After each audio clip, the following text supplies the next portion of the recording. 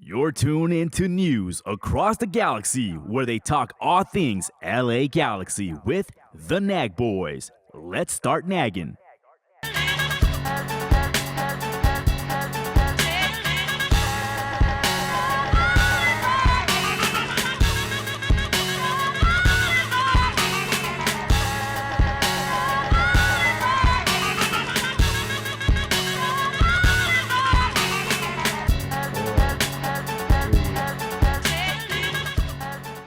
And a wonderful good evening to you, wherever you may be, fellow G's. This is Edgar Zuniga coming at you from NAG Studio East. Tonight, I am joined once again by Christian Polanco of the Hooligans to help us preview LA Galaxy's match this Wednesday against New York City FC. After a nightmare start where they lost 5 of their first 6 matches, New York City FC have been nearly unstoppable. Christian, what happened to this team? You guys went from having such a horrible start to winning 8 of your last 9 games, and then you lost over the weekend to Columbus in a match that was kind of interesting, right? Yeah, there were a lot of issues. I'm still upset. I was at the game. I'm trying to get over it. Obviously, the penalty from Ilinic was the biggest factor. But then the penalty call, which took what seemed like ages for the ref to decide. I believe people counted. They said that he looked at the foul 48 times before he made a decision. If you need to look at something 48 times before you decide, what the call is it that clear and obvious? I don't know. It seemed like a um innocuous foul, for lack of a better description, but it seemed like an innocuous foul from Hannes Wolf. But honestly, I would have been fine with the penalty call if he didn't take 48 times to look at it. That was really what was more upsetting. I was like, why is he there so long? So it led to 14 minutes of stoppage time. It was wild. But NYCFC still scored 2 goals with down a player. It was a good game overall. And I think if it's 11v11, I think NYCFC win that game. So it is what it is. We had a good streak, but it's nothing to worry about. Yeah, that's fascinating. That even a man down, the Patriots just fought to the very end. You guys were down 3-1, 86th minute. I saw that. That was beautiful. Maxi Morales to Santi Rodriguez. What a pass. About Santi, yeah. It was, I mean, the pass was great, but the control from Santi was unreal. Like just to take to pluck it out of the air and then control it and go around the keeper, I was just remarkable. And this is having Maxi Morales back is huge. I mean, the team looks completely different. When Maxi got injured, he tore his ACL last year. When he got injured, it was, and not even when he just got injured, even before when he left the team to go play for Racing in Argentina, the team didn't just, they had one of their worst years. They were just really, really bad. And then it was something where the identity of the team changed, right? When Santi now was basically playing at the 10 and playing in Maxi's role, he's just like not the same. He is such a better player when he's playing with Maxi on the field as opposed to trying to play Maxi's role. And this was a game when Maxi came into the game, even down a man, that you see plays like that. And so I'm it's interesting because I think Nick Cushing has a difficult, I don't even know if it's difficult, but he has a sort of tough situation on his hands of like, who do I start? Do I even start Maxi? He's just coming back. Is he match fit to go 90 minutes? We'll we don't sort of know that yet, but just having him on the field in whatever instance makes a huge difference. So we'll see what the lineup looks like against the Galaxy. I think there's a couple. It's actually getting the red card was actually probably the biggest concern because we're really light at in the fullback position. If Kevin O'Toole doesn't come back, he had a hamstring issue that maybe 3 weeks ago. They said it was not too serious. So if O'Toole is not back, then it's going to be Tavon Gray probably at left back, and he's a right-footed player. And I don't even know who's going to be at right back. It might be a center back, like a natural center back at right. So we'll see what that lineup looks like. Yeah, I look at the fixtures that NYCFC has played so far this season, and it's fascinating to me that with the great advantage that you guys have playing at Yankee Stadium, that the last two home games, I mean, the last two losses were at home. But what what propelled such a turnaround? First of all, what was going on at the start of the season that it was such a difficult start, and what was it that turned things around? Because it's like night and day. Yeah, the first thing that was noticeable is not scoring goals. I think the team had a lot of new pieces, and adding Hannes Wolf, I think, for the first 6 games, I was like, is this guy the guy? Like, why do we have him here? Like, they paid a lot of money for him. It was a big investment. Is he the right guy to sort of be this like attacking midfielder? And in those first 2 games, I think it was about building chemistry with the lineups that Cushing chose. The I think it was just a chemistry issue. That's really all it was, because you know our striker Muntef Bakar was just not scoring goals and just could not find the back of the net, no matter how great of a chances. There was a chance at City Field that he missed that was just like unbelievable. Where it was like Lukaku at Belgium for Belgium just today. Like it was just like my man doesn't matter how much you set him up, he just couldn't. He did everything else right, but when it came to scoring goals, he just could not do it. And I think that was a big factor. I think it was frustrating for a lot of the players. And then I think the best thing Nick Cushing did to get out of that rut was bringing in the draft pick and putting him at left wing. Malachi Jones has been stellar. He's just been aggressive going forward. He's like one of our kind of better players going 1v1.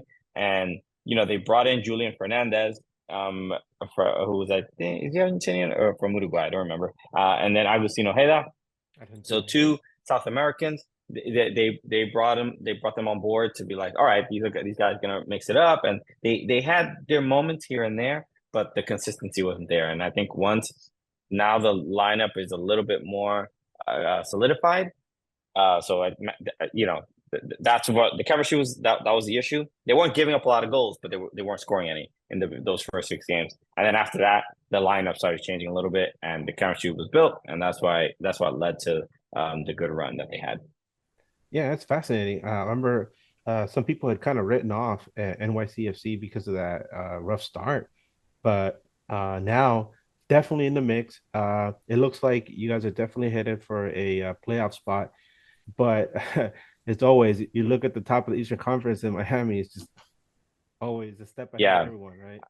when Miami got the second red card against Philly, I'm like, yes, okay, we're gonna catch up a little bit. Maybe the Supporters Shield is not really out of the question. And then they end up winning with 9 players against Philadelphia, which is one of the most embarrassing and ridiculous results, I think, for any professional soccer team.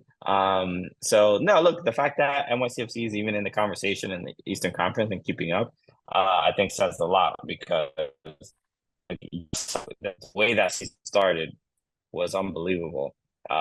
So yeah, it's nice to be in this position as opposed to where we were at the beginning of the season.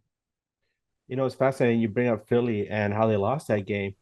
I keep tabs on other podcasts around the league, and there's a podcast out there that's one of the members. His name is Jimmy King. He's a member of Philadelphia Sports Network, and he pointed out that ever since the Philadelphia Union opened up a bar called Union Yard at the stadium, they have not won it. Yeah, and so he was like, that's "This place is fascinating. cursed. Their place is cursed." And so I was Also, like, ever since the raccoon was on the pitch, okay, he cursed them, bro.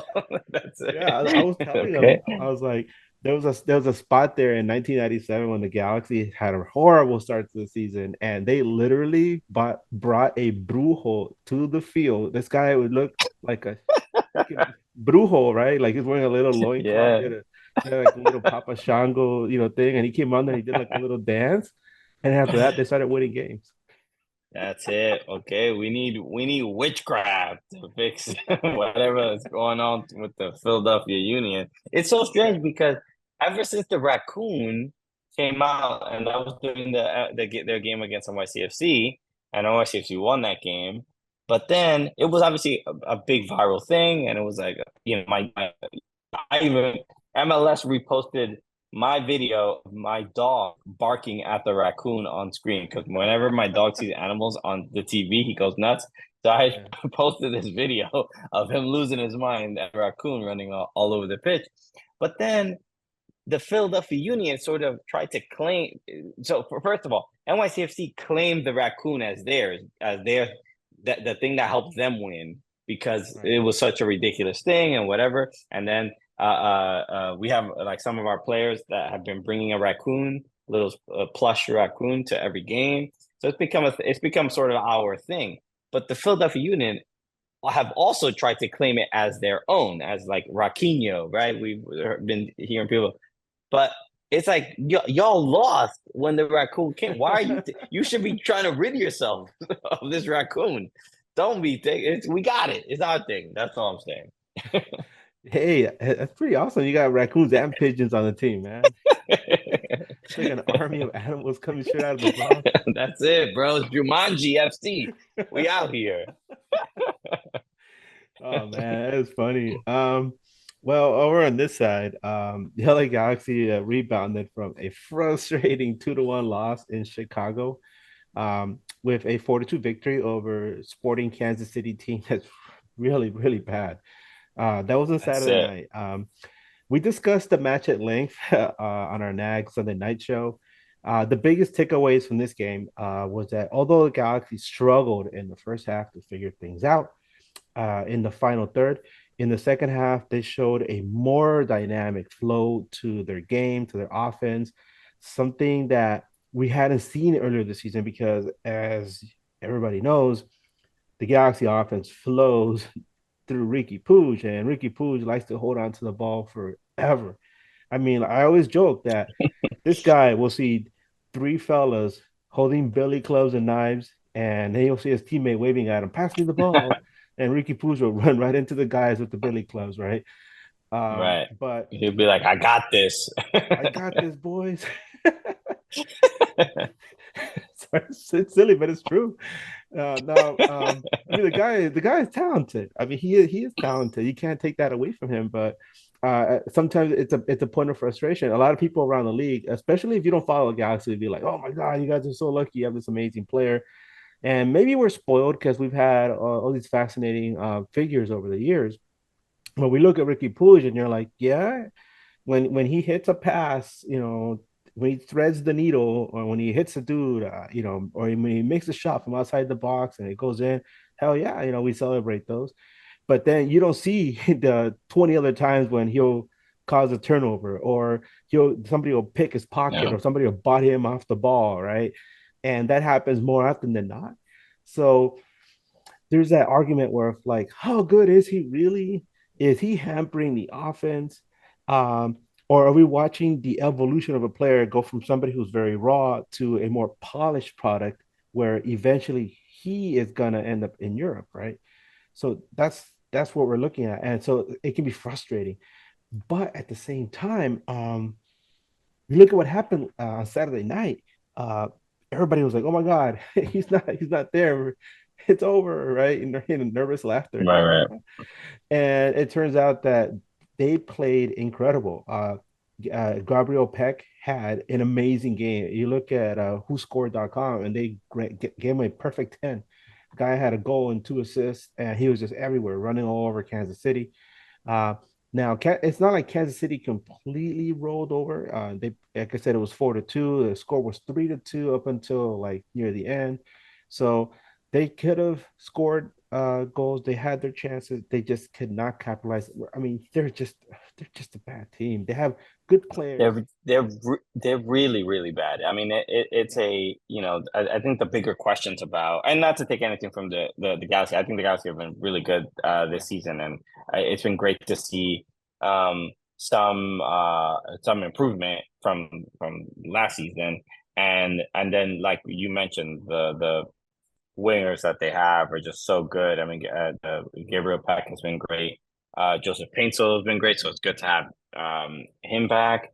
And but when you look at Sporting Kansas City, and I mean, I just look at the fullback, which is a former NYCFC player, and Kyrie Shelton, who is a Oh, yeah. striker, he has no business defending at all. And so obviously there's a lot of issues with the lineup and injuries and all that stuff.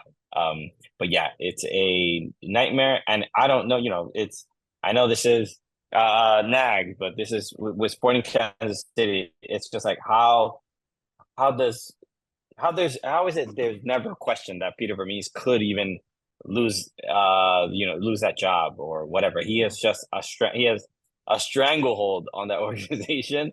And look, some of it is earned. I mean, there's a lot of respect that he did win an MLS Cup. He won a cup, what, two Open Cups, three, I Yeah, don't two Open remember. Cups. Yeah. Yeah. Um, so the man will always be a legend for that organization. But at what point do you have to ask, like, they're not keeping up? And I had seen an interview. Oh, Taylor Twellman started like doing this like new series called Between Two Posts, and he was interviewing um Yeah. this dude from Matt Miazga from FC Cincinnati, and he was asking him about. They were sort of bantering about, like, he won like the Golden Boot or something like that, and Miazga was like, "Oh yeah, but there were only like 10 teams back then, right? Only 12 or something like that. Does it count? You can't really count that. It wasn't that competitive." And so they're sort of laughing about it. But this is how I'm feeling about Sporting Kansas City. Like, they're not adapting to what the league is, and it sounds strange because they beat St. Louis in the playoffs last year, and Yeah. to get out of the first round, which was also like surreal because they were so bad last year as well, and they just squeaked into the playoffs. But they're just such a awful team, and and from top to bottom, the rosters are not great. The play on the field is not great. The tactical decisions are not great. So I don't understand how long this can go for, because Sporting Kansas City the fan base are great. They fill up that stadium. They sell out pretty much every game. So we shall see. But yeah, good on the LA Galaxy for beating a team that they 100% should be. Absolutely. Just like against Chicago, there was no reason Galaxy should have lost this game. But this time they actually won. Mm-hmm. Yay! Right. As you Exactly. mentioned, Sunday night, Johnny Perez, he's a Galaxy player he's a young guy.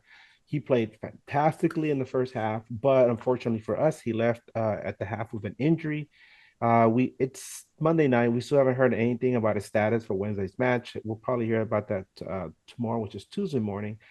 Um, but a big positive for the LA Galaxy is we got to see the return of Joseph Paintsel in the 65th minute. 10 minutes later, he scored a goal. It's his fifth goal of the season. Um, and of course, like we mentioned earlier, Gabriel Peck had his fantastic match, probably his best match in a Galaxy uniform. A goal, two assists. The guy was incredible. And lo and behold, no Ricky Puig to be seen anywhere. And these guys are Right. shining like diamonds.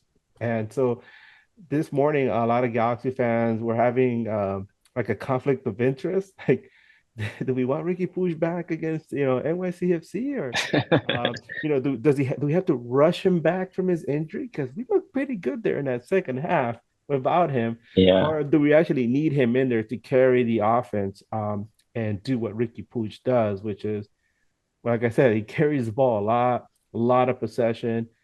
He'll make things happen, but um, and when you look at his whole body of work, it's a lot of what is it? Try until finally make something happen. But yeah, a really talented Yeah. guy. Um, can you tell us going into this game, you mentioned, of course, some of the guys Santi, is amazing, and Moxie. But what are some of the players that Galaxy fans should look at and shake like, oh my God, quick in their boots. This guy is gonna really hurt us for the NYCFC. So there's a couple. I mean, obviously, Santi is always a threat. The last few matches, there's just been a lot of just the chemistry is finally like showing up. So players, like I mentioned earlier, also Malachi Jones, who I don't know, he probably will not start in this game, but he's just a really good sort of just decisive winger, and he's finding his moments. Whether it's getting a goal or assist here and there, but he's defending really well. For a rookie to, I always applaud rookies that on any team just like come in and contribute and can adjust. But I think NYCFC is a unique team in that they don't really look like many. They don't really play like many other teams in MLS, and they do kind of mimic the City Football Group and Man City sort of style of play, with obviously not the same caliber of players, but for young players to come in and adjust and adapt really quickly is always really impressive. So he's another one. And then also Alonso Martinez is probably a name you don't hear much of. He's Costa Rican. He is, I believe, he's second on goals for NYCFC, and he is basically the third string striker who has been spectacular. He got a hat trick a couple weeks ago, and he's just a guy he's not the fastest, not the strongest, but he just finds his moments and knows how to put the ball in the back of the net. So those three, I would say, are the three to probably focus on. And you mentioned Matt Freeze. I saw him make some fantastic saves against Columbus. What has he been like for NYCFC this season? Has he been also part of that part of the mix that has propelled him to turn things around?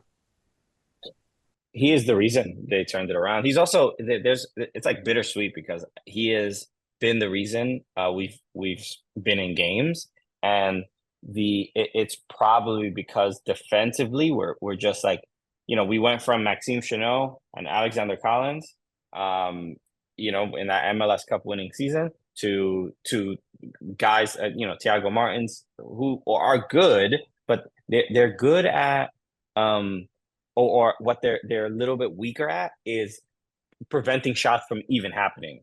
Like Sean Johnson was good and can make the saves necessary, but I felt that trio, that Sean Johnson, Chanel, Collins, a few years prior, were better at preventing big chances from even occurring, and this has not been the case with Thiago Martin. Might still be injured, but Greisa has been there. It's been so it's looking like the reason they turn things around has been because Matt Freese has just made unbelievable stops over and over and over and kept them in games, and it's a little bit concerning, but it's worked, so I can't complain too much. Okay, sorry, my dog startled me. She's shaking over there. So, going into this game, LA Galaxy and NYCFC have only played each other 6 times, which is kind of interesting, right? Since the Pigeons joined MLS in 2015, but across those 6 matches, they have never had a draw. So there's always a winner, there's always a loser. Galaxy have only beaten NYCFC twice. In the first ever match, which was a 5-1 massacre at the Dig, the Galaxy won. And the last time they played each other, which was on February 27th, 2022, which was also at the Dig. And that was a very tight 1-0 victory. But to be honest, NYCFC is probably the toughest opponent LA Galaxy will face since Real Salt Lake. Right now, you guys sitting fourth place in a very competitive Eastern Conference. What do you think your chances are in the Eastern Conference, number one? And number two, How do you see this matchup against LA Galaxy coming in the middle of the week when the middle of the week games have been such a crapshoot? Yeah. First, I mean, in the Eastern Conference, I think, you know, like I said in the beginning of the year, I wasn't super confident, and I think with having the return of Maxi and just seeing the the improvement of not only just the players but even the coaching, I think the decisions to bench players that are, you know, receive higher wages and to put players that are producing, I think is a good decision and a confident decision on Nick Cushing's part. So in the Eastern Conference, I think a top. I think NYCFC are the top one of the top three teams in the Eastern Conference with the way they've looked this year, and then against in this game in particular against the Galaxy, we usually, yeah, we don't have a great time usually playing at the dig, as you guys say. I'm gonna start calling it that now. You dig. So I Yeah, think uh I, I think NYCFC wins this game. Based on the two how both teams are playing, I think NYCFC is looking better. The concerns of, like, I guess, who plays and if Kevin O'Toole is back, I think that's a pretty good advantage for NYCFC. So I not to sound too arrogant or brash, but I think NYCFC can win this game fairly easily. I think they are better overall than LA Galaxy, and obviously there's a bunch of threats. Matt Freeze is going to have a great game as well. But I do think they can win this one. yeah. LA Galaxy always has a very difficult time against East Coast teams for some reason, even if they're playing at home. But Yeah. yeah, this is a big test for them, and it's something that I always say on our show, and it's a lot of that has to do with the fact that last season was such a mess for this team. So coming into this season, uh, there's a lot of question marks, especially because you had players that nobody ever seen before in the league, like Gabriel Peck, like Joseph Pizzo, and also our new right back Miki Yamane came over from the Japanese national team. And all three players have made incredible contributions to this team. We've gotten to see Ricky Puig continue to evolve. Like I said, overall he's a fantastic player, but he has his rough edges, right? But there's no we don't know right now if he's going to be there or not. It seems that LA Galaxy looked fantastic without him, especially in the second half against Kansas City. But then you got that sobering realization that Kansas City is not good, right? And then here comes Yeah. NYCFC, like you said, a really good, solid team in a very competitive conference. So, what's LA Galaxy going to do? Um, they haven't lost at home this season. This might change on Wednesday. Like you said, NYCFC is going to really play hard to get back, especially after that frustrating loss to Columbus. So I'm trying not to be a homer, but yeah, I can definitely see NYCFC taking this as a 2-1 victory. It's nothing to hang your head over. I mean, like you said, the Pigeons are a good team. They're on a good run. They were shackled by that red card to so early in the game, right? And they still almost Yeah. managed to pull a draw at the end. So, Galaxy fans, sorry, but yeah, don't be ashamed. NYCFC is tough, man. Yeah. They're coming Yeah. in I there. mean, look, you would hope, Ricky Puig does play in this game. I don't know if they have a really good game without him in this scenario. And like I said, it's not going to be a cakewalk for NYCFC at all. I just think that there's a yeah, it's hard to sort of explain, but like the NYCFC scored 5 goals against who? The game before Columbus, San Jose. So you guys were happy about that. But there's a certain level of um I don't want to be like this beautiful football, sort of, but there's just something that I credit teams like Columbus as well. Like they control games and they also play an attractive style of football that is it's just fun to watch. And NYCFC, in the beginning of the year, I was just like, what is this team? I don't even recognize these guys. Like they're not playing the way I've been, even since 2015. They haven't won every single game. They haven't done really well in the playoffs, but there's a commitment to the style of play. And what makes me excited is just like every team knows how they're gonna play, but they can't always figure it out. And the having we have a little bit of depth, especially in with Maxi coming back, and they're just fun to watch. And they are, even though Galaxy have had a decent season as well. This is where in my mind I'm just like, based on the Galaxy games that I've seen, and I've obviously seen way more NYCFC games. I'm like, NYCFC look better. And they passed that eye test to me. So yeah, I also think I'm gonna probably say 3-1. I think they can do it. I think they can do NYCFC have been pretty good on the road. And I I think they could have a decent game out in Carson. So we'll see. Yeah, it's interesting. You mentioned the whole thing with the eye test because one observation that I brought up a lot recently, because a lot of people look at what the LA Galaxy have done this season compared to last year and the last decade, which has been mostly failure, right? A lot of people have high expectations for this franchise, and so seeing where they are now, uh, a lot of people want to say, we're back, boys, right? Meat's back on the menu. But then I tell people, I remind people, go back and look at every game that the team has played this season. You will not find one game where um, they have played a full 90 minutes where you're like, yeah, this was a solid whistle to whistle match. A lot of people will say Vancouver. Well, you know what? The Vancouver match, that was fine until Fafa Picault suffered an injury 5 minutes into the game, and that obviously affected them because that's one of Yeah. their best players. Galaxy won the match, but it wasn't until they had a really good second half. So a team like NYCFC is a really big test.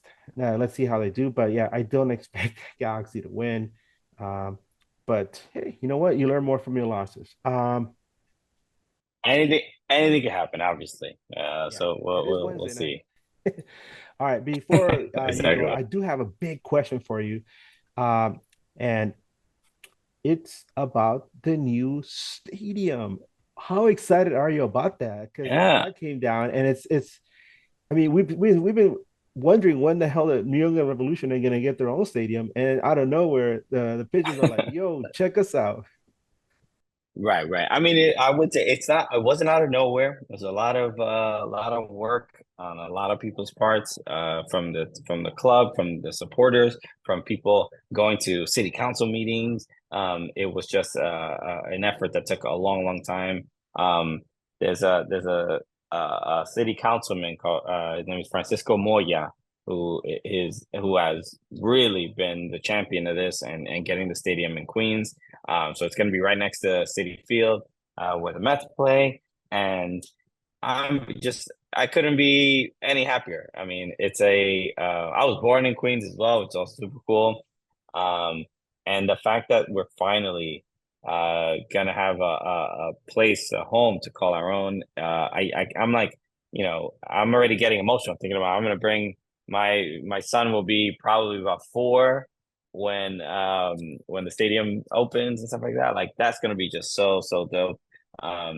And dude, yeah, it's like one of the main things that so I'm a founding member, and founding members are people who got season tickets in that first season, who also did not cancel their season tickets ever. You know what I mean? So what happens is they promised us a brick with our name on it that was going to be etched into the stadium. There was going to be a wall of bricks of all the founding members, which I don't recall how many are left so far, but um, so there's gonna be a brick with my name on it that will forever be at that stadium, and that's like one of the most exciting parts. And they've been really strict because there've been people obviously when the team hasn't done well or they got rid of a player that people want, they're like, no, I'm going to cancel my season tickets. And if you try to go back and get your season tickets again and say, hey, I was a founding member, they're like, nope, we're not giving them. They don't. And even people who work for the club that have that stopped their season tickets or whatever, they're like, nope, we're not giving them to people who canceled. So so that part is really, really dope. And then the second part is that we can stop hearing the goddamn jokes about, oh, you're playing a baseball stadium, the field is it's not even a rectangle, blah blah blah. We've heard it all. The damn we play everywhere. The New York City FC Wanderers, whatever. And then I'll never forget when Carlos Vela, when he's playing for LAFC, and he came in and he scored. I think the game ended up 2-2, but he scored and he did a home run celebration. I'm like, bro, enough of that. You weren't the first that did that. Okay. Yeah. So that's what I'm excited to, of all those things. But no, it's going to be so cool. They already started. I think they broke ground and they got started and stuff like that. So it's great to see.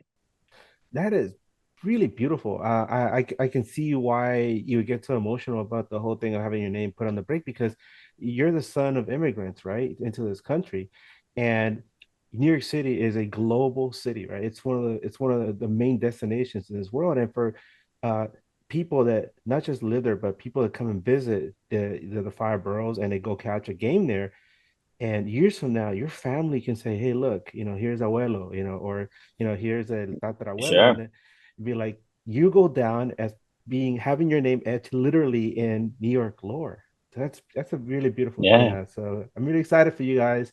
I mean, it's always exciting to see the league grow in this fashion, and to see that you were able to find a home within the five boroughs. I think it's important.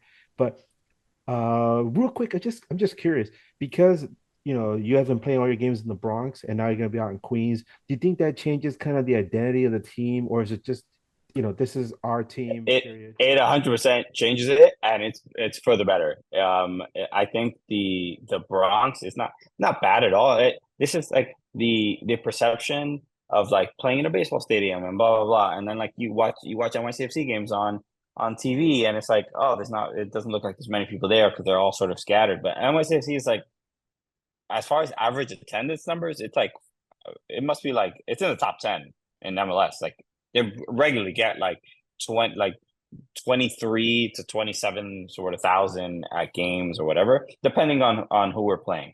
Yeah, that part of it is why did I forgot the first. I had another point. I forgot the first part of the question. Sorry. Oh, about the identity of the club moving from the Yes, yes, Bronx yes. to the Queens. So the Bronx is obviously a lot of Latinos, but not soccer playing Latinos, right? Caribbean Latinos, like Dominicans, Puerto Ricans, and that part of it is dope because I'm Dominican, and finding other Dominicans that are into soccer as well is like great. I'm like, all right, oh, your parents hate you too? Like, yeah, we connect like that. So okay, Yeah. you didn't focus on baseball like everybody else. So that part of it is dope. But Queens is obviously way more when it comes to diversity. I mean, way more Mexicans, Colombians, Central Americans, Guatemaltecos. Like there's so many people that are obsessed with soccer. So the games when they happen at City Field, it just looks like a completely different crowd than the ones that go to the Bronx. And it is what it is. I mean, I'll take a stadium pretty much anywhere. But it is and even for me, like the commute is a little bit further, but I don't mind at all. It's gonna be so cool. You're already seeing all the renderings of the stadium, and it's gonna be a mecca of American soccer. I mean, I think it's gonna be right next to where they play the US Open tennis. So it is a place. Yep, it's very easily accessible by the train, and just a few minutes away from Manhattan, like 25, 30 minutes. And yeah, it's gonna be so dope. So yeah, I think that identity will change, and I think even the types of players there might be like a Colombian player that we finally signed with. Like we've only had like one, and so just to sell a couple extra tickets here and there. But I think that part of it is going to be exciting because yeah, I think there's a lot to sort of look forward to what the future of the club is when once they finally have their stadium. You know what would be really exciting? Having Grimace kick the ball off at the first game. That's a good idea because it's happening right now. All right, the Mets. I'm also a Mets fan. The Mets are 5-0 ever since Grimace threw out the first pitch. Okay, we need to do, but we don't really have that ceremonial thing in soccer, right? Like in hockey, you have the first puck or they Yeah. drop the puck, the celebrity does it or whatever. We need something like that in soccer. Well, I guess like in during World Cup, don't they have like the little Volkswagen Yeah, the ball, little like car coming drive out there. the car, drive the drive the ball to the center pitch. We need something like that. Grimace, Yeah. waddles too and puts the ball at the center circle. Like we gotta figure You know something what? You could out. have like Grimace riding on a chariot with a bunch of raccoons, pulling him out there, Bro, man. like With a King little, Raccoon. yeah, with a little rat, like as the carriage guy.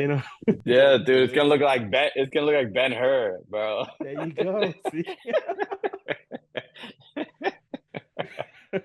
instead of releasing doves, to celebrate the occasion, you release a bunch of pigeons. Release the pigeons. Yeah. Okay. Let's go. There you go. They should hire us to set it up, man. Yeah, dog. I'll let him know. I'll let him know.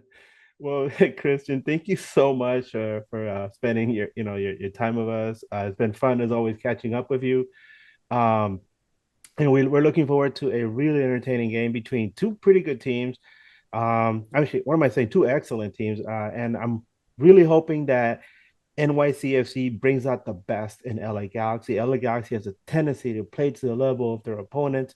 So here comes NYCFC, a really solid team. I want to see Galaxy come out there and play hard and give us entertaining football that we can look back later on and say, you know what, that was one hell of a match, no matter who Yeah. wins, right? Yeah, yeah. I mean, I want the opposite. I want the LA guys to not really bring out their best and not do well. But that's cool. Good for you that you want that. I don't want to take that away from you. But no, like you said, it's gonna be a dope game. For whatever reason, they've only played 6 times in Right. 10 years. Um, so there's a part of me that there's like I always want NYCFC to play well against LA Galaxy. I mean, I always remember those earlier games in those early years of it always felt like this was a marquee game that this is where NYCFC can sort of show where they are in relation to the rest of the league because the Galaxy whether you like them or not they're just such a historic team and an important part of the history of this league and American soccer as a whole so yeah I expect nothing less it should be a very exciting game. So, Christian, for anybody who has been living under a rock, can you tell us where they can find you and the rest of the Cooligans? Yeah. So just at Soccer Cooligans wherever on all socials and stuff like that. And yeah, listen to the Cooligans podcast. We're gonna be actually joining Yahoo Sports in on July 1st, which is a really exciting move for us.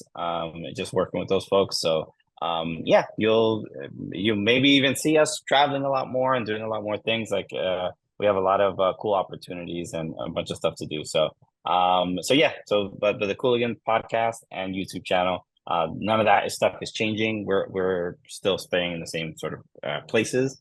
So tune in. Yeah, you like stand-up comedy and you like soccer. That's what we do. Hopefully in 10 years when the Galaxy and NYCFC play again in the dig, you guys can come down and hang out with us. It's really, it's what, yeah, it's what I've actually never been to Dignity Health Sports Park, so that's like one of the stadiums I really got to get to. So in 2 years, I guess is the next Three, opportunity. 4, 5 years, who knows? Yeah. I mean, they play every other year, so yeah, next year you guys will be here. Yeah. So I gotta make sure to to check out the stadium at some point. Yeah, you're always welcome. And like I said, thank you again so much. Everyone, thank you guys for hanging out with us. If you have any questions, you can always shoot them over here. Once again, I'm Edgar from News Across the Galaxy. You guys can find me on Twitter.